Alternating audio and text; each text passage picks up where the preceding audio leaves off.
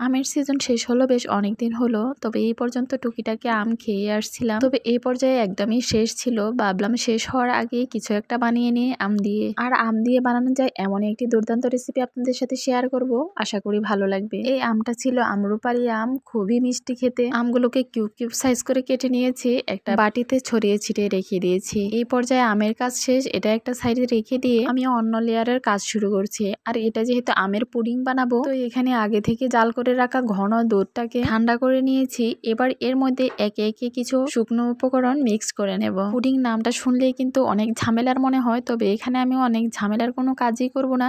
হাতের কাছে থাকা কয়েকটি উপকরণ দিয়ে এই পুডিংটা বানানোর চেষ্টা করব। প্রথমে এখানে পরিমাণ মতো আমি কনডেন্স মিল্ক অ্যাড করে দিয়েছি। এখানে কনডেন্স মিল্ক না থাকলেও কোনো সমস্যা নেই, পরিমাণ মতো চিনি দিয়ে দিলেই হবে। যে যে এরকম মিষ্টি খেতে পছন্দ করেন সে অনুযায়ী দিলেই হবে। কনডেন্স মিল্কটা খুব ভালো করে মিক্সড হয়ে গেলে এবারে এখানে কর্নফ্লাওয়ার অ্যাড করে দেব।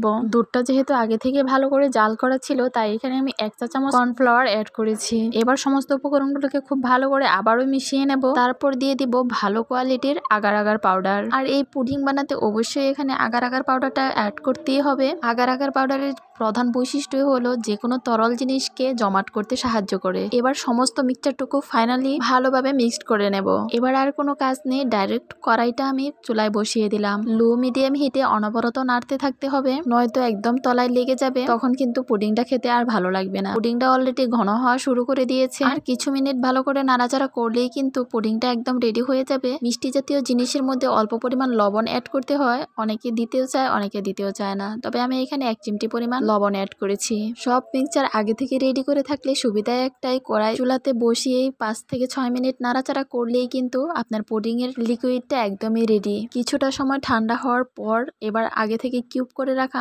আমগুলোর উপরে ক্রিমি দুধটা অ্যাড করে দেব। অবশ্যই এই দুধটাকে একটু ঠান্ডা করে নেবেন, নয়তো আমটা যেহেতু টক জাতীয় কেটে যাওয়ার সম্ভাবনা অনেক আছে। এইটা এবার নর্মাল ফ্রিজে রেখে দেব 2 থেকে 3 ঘন্টা সময় পর্যন্ত। তবে আমার বাচ্চারা খুবই তাড়াহুড়া করছিল, এটা কখন খাবে কখন খাবে, 1 ঘন্টা পার না হতে ওরা কিন্তু এটা বের করে নিয়েছে। উপর দিয়ে কিন্তু অনেকটাই বোঝা যাচ্ছিল যে এটা একদম ভালো করে জমাট হয়ে গিয়েছে, কিন্তু আসলে এটা তেমন ভাবে জমাট হয়নি। আসলে এই পুডিংটা জমাট বাঁধতে কতটুকু সময় লাগবে তার নির্ধারিত কোনো সময় নেই।